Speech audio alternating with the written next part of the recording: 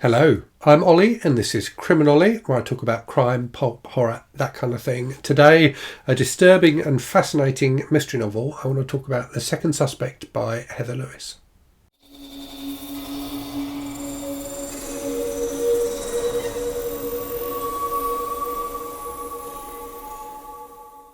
So Heather Lewis is an author I've talked about on the channel before. So she wrote this book, Notice, which remains the most disturbing book I've ever read. So I've been embarking on a challenge recently where I've been reading disturbing books that were recommended or suggested by viewers. I've yet to find one that disturbed me more than this. So this is a very difficult and challenging book about a young woman who's a sex worker who gets picked up by a guy and taken home to his wife. And the couple then subject this young woman to kind of various acts of sadomasochism and abuse. And it's really about the impact of that on her and that kind of, the kind of spiral of abuse. So a really difficult and challenging book.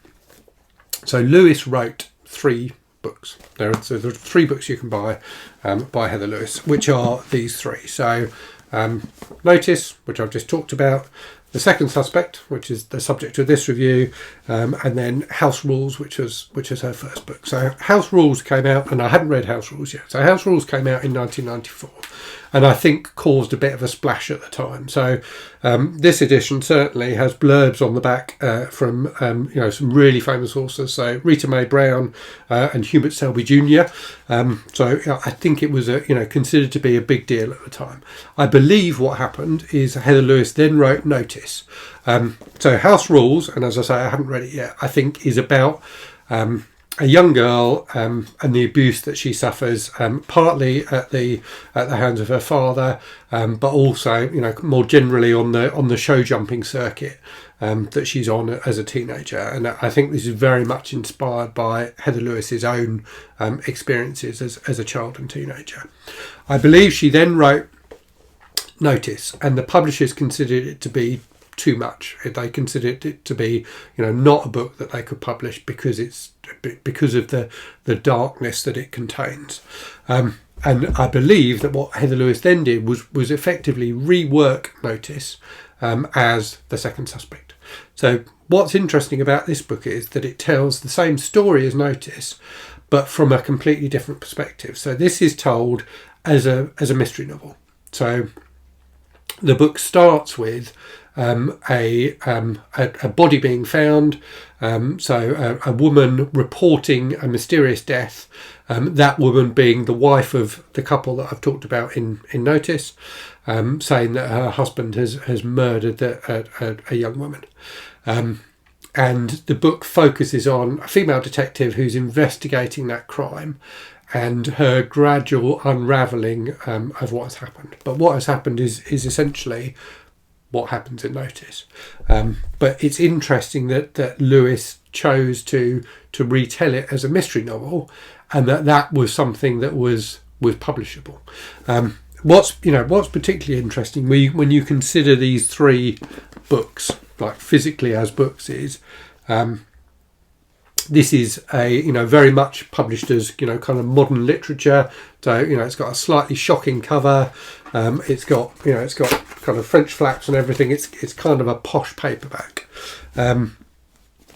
Notice, when it was published, and sadly Heather Lewis took her own life in 2002. So Notice was only published posthumously in 2004. The Second Suspect came out in 1998. So again, this edition of Notice looks like literature. It looks like a challenging, difficult, disturbing book, doesn't it? Whereas this just looks like a mystery. Yeah, it doesn't look like anything that you wouldn't expect to see in terms of a mystery cover. And it's fascinating to me that Heather Lewis was able to turn a story that had been considered, not something that could be published, into something that could be published by making it a mystery. And there is no, whilst the focus of Notice is very much on the victim, and on her experiences and her reactions to those experiences. And I think that's what makes it so disturbing. But none of the things that are described in Notice are not described in The Second Suspect. Really, there are some particular things, but generally speaking, in terms of the terrible things that are done to this young woman, they're all in The Second Suspect as well. But because it's a mystery novel, and because we are, I think, used to reading about horrific things in mystery novels and crime novels, publishers consider that to be okay. And as I say, this isn't published with any kind of warning or anything like that. It's just a mystery novel. And when I think about some of the mysteries I've read, you do read horrifically disturbing things in those books, but there's something about the mystery format and the fact that you've got this character of the detective guiding you through the horror, that somehow makes it easier to take, makes it easier to digest, and more, I guess, more marketable for publishers as well. So anyway, I've rambled a bit, but let me talk about this actual book. So as I say, it focuses on the detective, who's a detective called Caroline Reese, who is investigating this couple. And the reason it's called The Second Suspect is you've effectively got two suspects for the crime that's been committed, the wife and the husband. And there's kind of a kind of flip-flop between the two as to who is considered to be the prime suspect. And it's an interesting and effective mystery novel. So if you just take it on its own without thinking about notice, it works well as a mystery novel.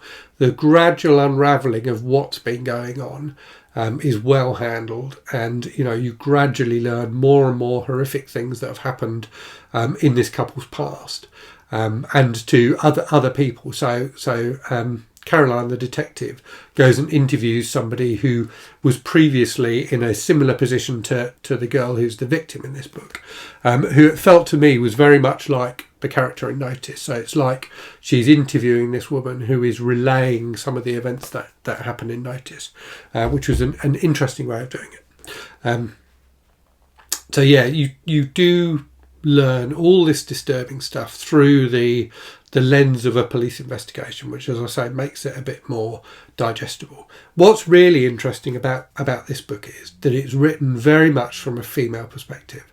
So the detective is a woman, and you do get the sense that there is misogyny within the police department she works in.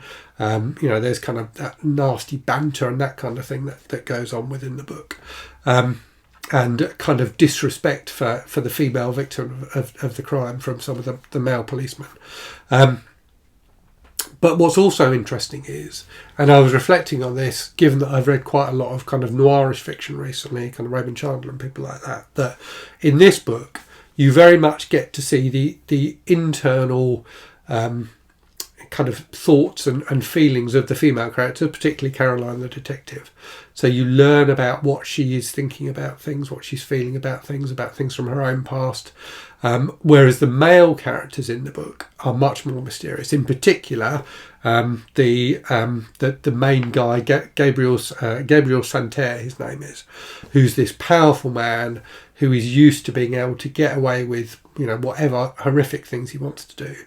But you never really learn about his motivations. You never learn about his internal thoughts or feelings. He's a very mysterious character, and that to me felt like the complete opposite of the classic kind of noir trope, where the male detective is telling you the story, and the female characters in the story, the femme fatales, are kind of mysterious and deadly, and you never really understand why they do the things they do.